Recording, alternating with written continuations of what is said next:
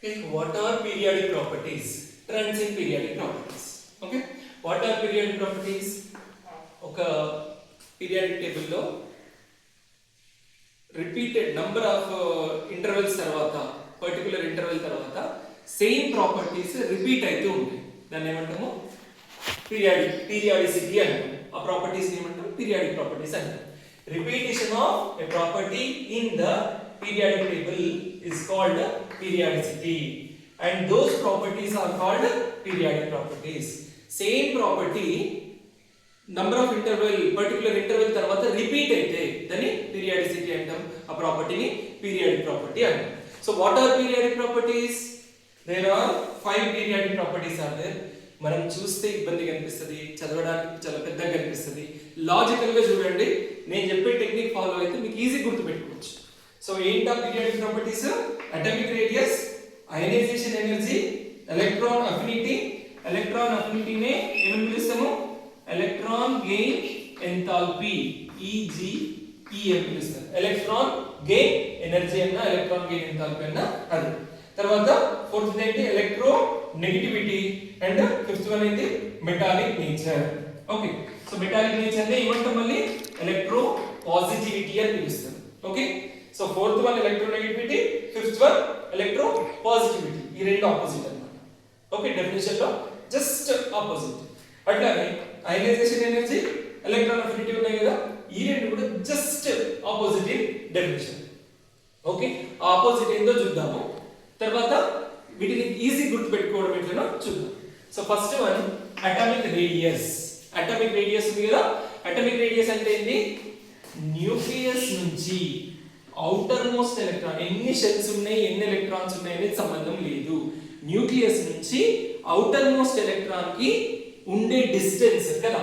Maths లో అయితే మనం దీన్ని నార్మల్ గా రేడియస్ అంటాం, దీన్ని సర్కిల్ అంటాం, ఇది సెంటర్ అంటాం, ఇది రేడియస్ అంటాం. సేమ్ ఇక్కడ కూడా, కాకపోతే ఇది సర్కిల్ కాదు మ్యాటర్, ఇది సెంటర్ కాదు న్యూక్లియస్. కెమిస్ట్రీలో ఏంటి? ఇది సెంటర్ కాదు న్యూక్లియస్. న్యూక్లియస్ నుంచి ఆటమ్ లో outermost shell, outermost shell కి ఉండే డిస్టెన్స్ ఏమని పిలుస్తాము? రేడియస్, అటామిక్ రేడియస్ అని పిలుస్తాం. అంతే కదా. ఔటర్ మోస్ట్ ఎలక్ట్రాన్ అంటే boundary of that particular element. మన బౌండరీ, మన కాంపౌండ్ వాల్ ఎంత దూరం ఉందో అది మిడిల్ నుంచి కాంపౌండ్ వాల్ ఉన్న డిస్టెన్స్ రేడియస్ అయినప్పుడు, న్యూక్లియస్ నుంచి ఔటర్ మోస్ట్ ఎలక్ట్రాన్ కున్న డిస్టెన్స్ అటామిక్ రేడియస్ అవుతుంది. అటామిక్ రేడియస్ గ్రూప్ లో in a period atomic radius decreases in a period from left to right. Period ఎప్పుడైనా లెఫ్ట్ టు రైట్ చూస్తున్నాం. Okay, in a period from left to right atomic radius decreases. Okay, ఎందుకు decrease అవుతుంది? Same shell లోకి, for example second period అనుకుందాం. Second period లో same shell లోకి కొత్తగా electrons add అవుతున్నాయి. అంటే సైజ్ అంతే ఉంటుంది సెకండ్ షెల్ సైజ్, కానీ కొత్తగా ఎలక్ట్రాన్స్ యాడ్ అవుతుంటాయి. ఎలక్ట్రాన్స్ యాడ్ అవుతాయా? న్యూక్లియస్ లో ప్రోటాన్స్ కూడా యాడ్ అవుతాయి. ప్రోటాన్స్ ఎన్ని ఎక్కువ యాడ్ అయితే ఆ ఆటమ్ ఔటర్ మోస్ట్ ఎలక్ట్రాన్ ని అంత ఎక్కువ అట్రాక్ట్ చేస్తుంది. న్యూక్లియస్ ఎంత ఎక్కువ అట్రాక్ట్ చేస్తే ఔటర్ మోస్ట్ ఎలక్ట్రాన్ అంత దగ్గరికి వస్తుంది.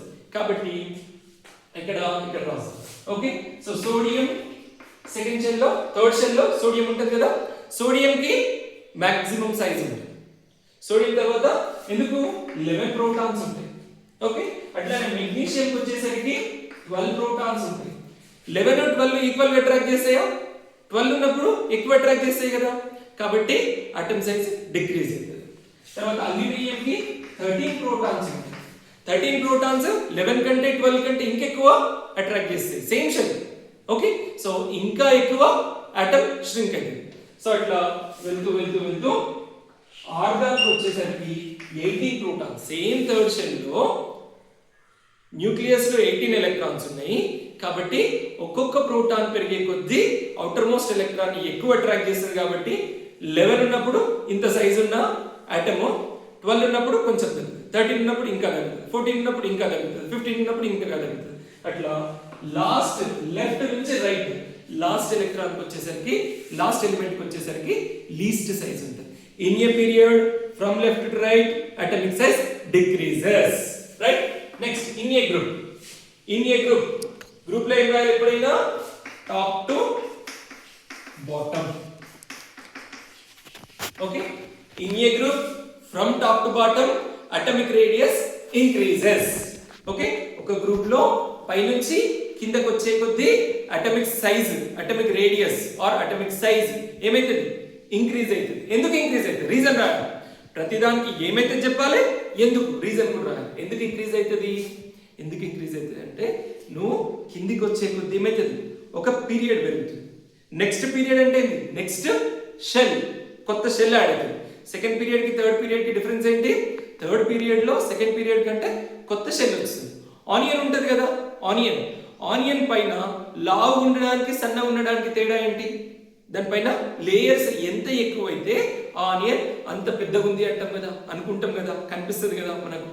అట్లానే ఒక్కొక్క షెల్ పెరిగే కొద్దీ ఆటమ్ సైజ్ కూడా పెరుగుతుంది.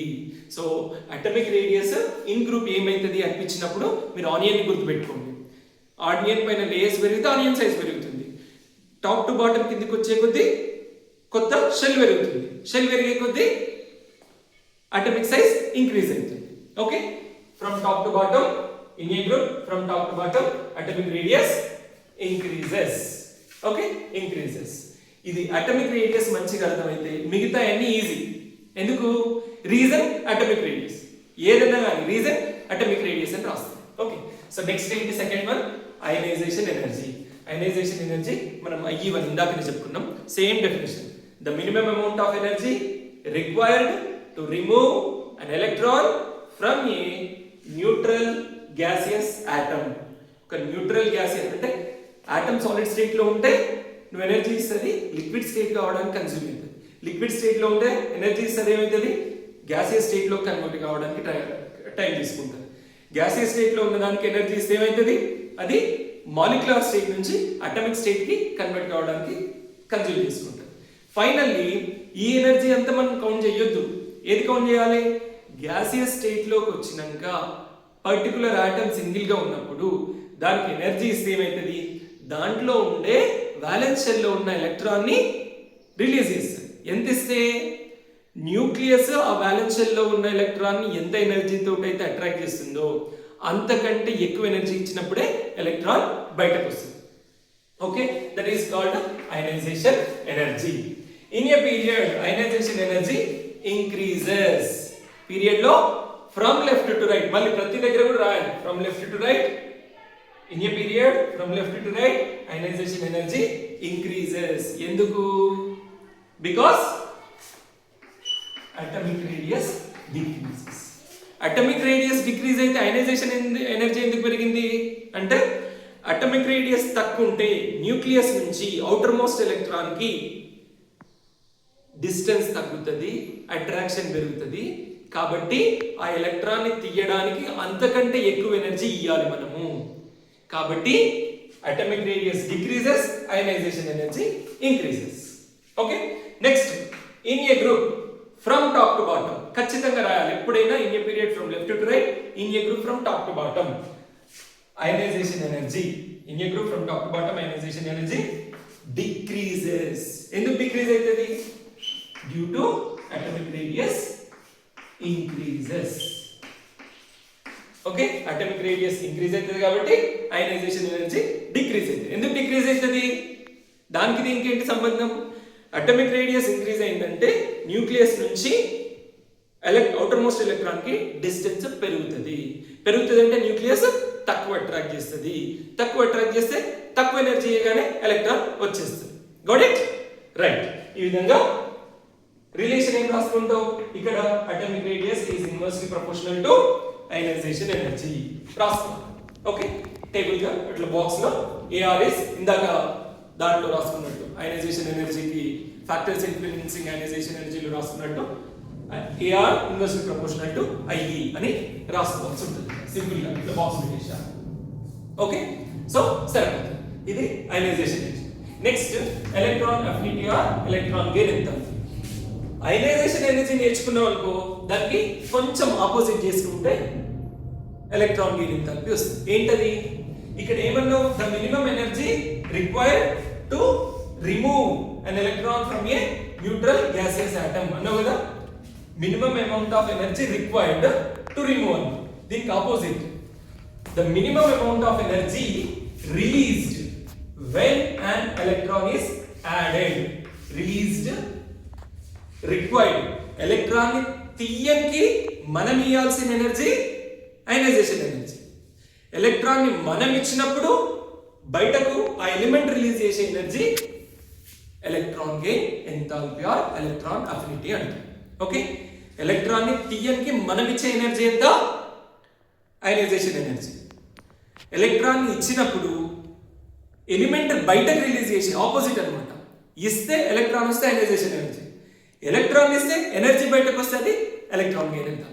Okay, so the amount of energy released when an electron is added to a neutral gaseous atom. మిగతా అంతా సేమ్, ఈ టూ వర్డ్స్ ఎక్స్చేంజ్ అయితే సరిపోతుంది. Okay, same in a period. మరి డెఫినిషన్ ఆపోజిట్ సార్ కదా sir, ఇవి కూడా ఆపోజిట్ అంటే కాదు. In a period ionisation energy increased, in a group ionisation energy decreased. Electron gain enthalpy కూడా పీరియడ్ లో ఇంక్రీజ్ అవుతుంది, గ్రూప్ లో డిక్రీజ్ అవుతుంది. అంటే నువ్వు అటామిక్ రేడియస్ ని కరెక్ట్ గా గుర్తుపెట్టుకొని కరెక్ట్ గా రాస్తే దానికి ఆపోజిట్ గా మిగతా మూడు రాయాలి. ఏంటవి? Ionisation energy, electron affinity and electron negativity. Electron అఫినిటీని ఇంకేమంటాము? ఎలక్ట్రాన్ గెయిన్ ఎంథాల్పీ అని కూడా పిలుస్తాము. In a period from left to right electron affinity increases. ఎందుకు? Due to decrease in atomic radius. atomic radius decrease అయింది. రీజన్ మళ్ళీ atomic radius ఏ. అన్నిటికీ atomic radius ఏ రీజన్. అర్థమైందా? Next, in a group from top to bottom electron gain enthalpy decreases. ఎందుకు? మళ్ళీ సేమ్ atomic radius ఇంక్రీజ్ అవుతుంది. ఎందుకు మరి atomic radius మీద ఎలక్ట్రాన్ అఫినిటీ ఎందుకు డిపెండ్ అవుతుంది అంటే, అటామిక్ రేడియస్ పెద్దగా ఉందనుకో న్యూక్లియస్ నుంచి అవుటర్ మోస్ట్ ఎలక్ట్రాన్ కి డిస్టెన్స్ ఎక్కువ ఉంటుంది. డిస్టెన్స్ ఎక్కువ ఉన్నప్పుడు దాని ఎలక్ట్రాన్ అదే అట్రాక్ట్ చేయడం కష్టం దానికి, అవునా? మరి ఇంకొక ఎలక్ట్రాన్ ఇస్తే దాన్ని తీసుకొని దాన్ని అట్రాక్ట్ చేయడం కదా, మన పని మనకే శాత కానప్పుడు పక్కన పని ఎక్కడి నుంచి చేస్తాం? అట్లానే అటామిక్ రేడియస్ ఇంక్రీజ్ అయితే ఎలక్ట్రాన్ తీసుకోవడం పెద్దగా ఇంట్రెస్ట్ ఉండదు, ఇష్టం లేని దగ్గర డబ్బులు పెట్టు, బాగా దాహం అవుతుంది, అప్పుడు 20 రూపాయల వాటర్ బాటిల్ 50 రూపాయలకనే ఉంటాం. మనకు అసలే దాహం లేదు, ఫ్రీగా ఇచ్చినా తీసుకోం, ఎవడం వస్తాడు కదా. అట్లా electron gain enthalpy atomic radius decrease అయితే ఇంక్రీజ్ అవుతుంది, ఇంక్రీజ్ అయితే డిక్రీజ్ అవుతుంది. Okay, in a group from top to bottom electron gain enthalpy decreases due to increase in atomic radius. Same దీనికి కూడా ఏం రాస్తాం? Atomic radius is inversely proportional to electron affinity. Opposite అన్నమాట, పెరిగితే తగ్గుతుంది, తగ్గితే పెరుగుతుంది, same relation. Okay, so next electro negativity. Electro negativity అంటే ఏంటంటే, నా వస్తువులు నా దగ్గర జాగ్రత్తగా ఉంది, నా వస్తువులు నేను ఇంకొకరికి తీసుకొని ఇవ్వకుండా కాపాడుకోవడమే కాకుండా పక్కల వస్తువు కూడా లాక్కుండా. ఇక్కడ నేను ఒక ఎలిమెంట్ అనుకుంటా, ఈ నా వస్తువులు ఏం జాగ్రత్తగా కాపాడుకోవడం అనేది ఎలక్ట్రాన్స్. నా వస్తువులు ఏంటి? ఎలక్ట్రాన్స్. ఇది nucleus. Nucleus attracts the own electrons and attracting others electrons towards own nucleus. పక్కల ఎలక్ట్రాన్లను కూడా నా న్యూక్లియస్ వైపు, నా వైపు లాక్కుంటుంది. ఇది electronegativity. Attracting the electrons of other elements towards own nucleus. Okay, so వేరే ఎలక్ట్రాన్స్ ని తన న్యూక్లియస్ వైపు అట్రాక్ట్ చేసుకునే నేచర్ ఏమంటాము? ఎలక్ట్రో నెగటివిటీ అంటాము. In a period electro negativity increases as like ionisation energy, as like electron gain enthalpy. అంటే మూడు కూడా ఇన్ ఏ పీరియడ్ ఇంక్రీజ్ అవుతుంది. ఎందుకు? మళ్ళీ same reason, atomic radius decrease అవుతుంది. In a period from left to right electronegativity increases due to decrease in atomic radius. ఎందుకు? మళ్ళీ ఎందుకంటే నా ఎలక్ట్రాన్లను నేను అట్రాక్ట్ చేస్తూ పక్కదాని ఎలక్ట్రాన్లను లాగాలి అంటే నా అటామిక్ సైజ్ చిన్నగా ఉంటేనే నేను ఖాయం చేసుకుంటాను, అవునా? పక్కదాన్ని కూడా లాగాలంటే దాన్ని కూడా అకామిడేట్ చేసేటంత ఏమంటారు అయస్కాంత క్షేత్రం మ్యాగ్నెటిక్ ఫీల్డ్ నాకు ఉండాలి. అంటే అటామిక్ సైజ్ తక్కువ ఉంటేనే ఇది possible. Okay, so in a period from left to right electronegativity increases due to decrease in atomic radius. Okay, in a group from top to bottom, atomic radius decreases due to increase in atomic radius. Atomic radius పెరిగినాక దాని ఎలక్ట్రాన్లను అది attract చేస్తుడే కష్టం, పక్క దాని ఎలక్ట్రాన్లను ఎక్కడ attract చేస్తుంది. కాబట్టి అటామిక్ రేడియస్ పెరిగితే ఎలక్ట్రోనెగటివిటీ తగ్గుతుంది. అర్థమైందా? And last but not least ఇక్కడ ఇంకొకటి ఏంటి, atomic radius is inversely proportional to electronegativity. మళ్ళీ ఇట్లా కొట్టినట్టు దానికి కూడా బాక్స్ కొట్టేసి మీరు ఈ బాక్స్ కొట్టిరనుకోండి, పైన మ్యాటర్ మీరు ఎక్స్ప్లెయిన్ చేసింది మాకు కన్వే అయిపోతుంది. కాబట్టి టక్కున మార్క్స్ వేసేస్తాం. So AR is inversely proportional to I, atomic radius is inversely proportional to ionization energy అనే టేబుల్ ను ఇట్లా బాక్స్ కొట్టేసినాం అనుకో, దాని పైన ఉన్న మ్యాటర్ ఏమై ఉంటది, ఇదే అని నాకు కన్వే అయిపోతుంది. సో నీకు ఇది తెలుసు కాబట్టి దీని ఎక్స్ప్లెనేషన్ ఇక్కడ రాసినామని నేను గుర్తుపెట్టుకుంటాను. నెక్స్ట్ మెటాలిక్ నేచర్ అంటే ఏంటి? మెటల్ అంటేనే which loses electrons is called metal. Metallic nature అంటే ఏంటి? ఎలక్ట్రాన్స్ ని లాస్ అయ్యే నేచర్. ఓకే, పుషింగ్, మళ్ళీ this is opposite to electronegativity. వేరే దాని ఎలక్ట్రాన్ ని లాక్కోవడం ఎలక్ట్రోనెగటివిటీ అయితే, తన ఎలక్ట్రాన్లను పక్క దాని మీదకి దోసేయడాన్ని ఎలక్ట్రో పాజిటివిటీ అంటారు. అదే metallic nature. Electropositivity, metallic nature both are same. Okay, so తన ఎలక్ట్రాన్లు పక్క దానికి తీసుకొని బలవంతంగా ఇచ్చేదాన్ని ఏమంటాము? మెటాలిక్ నేచర్ అంటాము. Pushing own electrons to other elements. Okay, so in a period metallic nature decreases. Period లో మెటాలిక్ నేచర్ ఏమైతుంది? డిక్రీజ్ అవుతుంది. ఎందుకు డిక్రీజ్ అవుతుంది? Due to decreasing atomic radius. మళ్ళీ దీనికి కూడా రీజన్ అటామిక్ రేడియస్. ఎందుకు అటామిక్ రేడియస్ డిక్రీజ్ అయితే మెటాలిక్ నేచర్ ఎందుకు డిక్రీజ్ కావాలి అంటే, ఎంత అటామిక్ రేడియస్ తక్కువ ఉంటే న్యూక్లియస్ అంతా ఎక్కువ అట్రాక్ట్ చేస్తుంది. న్యూక్లియస్ ఎంత ఎక్కువ అట్రాక్ట్ చేస్తే తన ఎలక్ట్రాన్లను పక్కదానికి అంత తక్కువ ఇస్తుంది. తనే దాన్ని ఖాయం పెట్టుకుంటారు.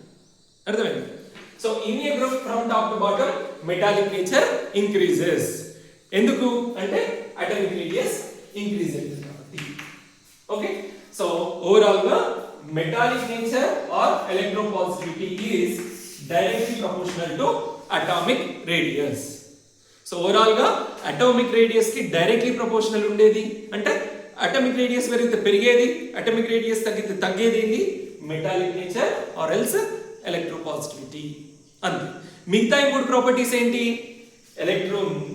Ionisation energy, electron affinity, electronegativity. మూడు కూడా inversely relation to ionisation atomic radius.